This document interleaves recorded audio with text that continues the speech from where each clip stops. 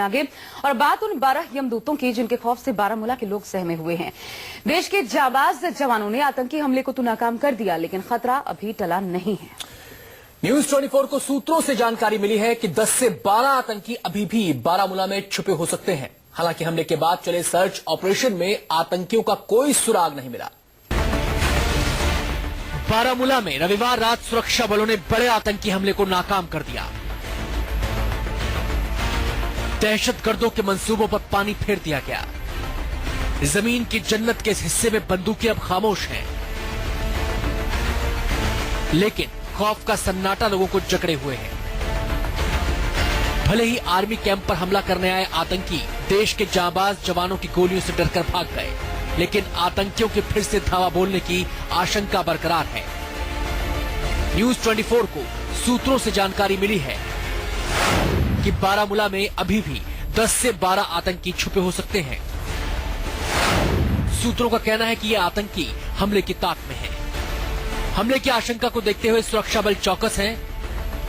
रविवार रात आतंकी हमले के बाद से ही पूरे इलाके में आतंकियों की तलाश शुरू कर दी गई। रिहायशी इलाकों से लेकर जंगल तक और जंगल से लेकर झेलम नदी तक में आतंकियों के सुराग तलाशे गए।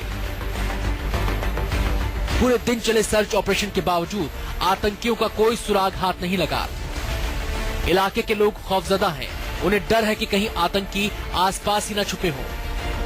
इस बीच रविवार रात 46 राष्ट्रीय राइफल्स के कैंप पर हुए हमले को लेकर तस्वीर धीरे धीरे साफ हो रही है। न्यूज 24 को सूत्रों से पता चला है कि आर्मी कैंप पर 4 आतंकियों ने हमला किया था। चारों आतंकी जैश ए मोहम्मद के थे। चारों पाकिस्तानी आत्मघाती आतंकी थे। आर्मी कैंप पर हमले के बाद जो साजो सामान मिला, उससे भी साफ हो जाता है कि आतंकियों का इरादा बड़े पैमाने पर तबाही मचाने का था।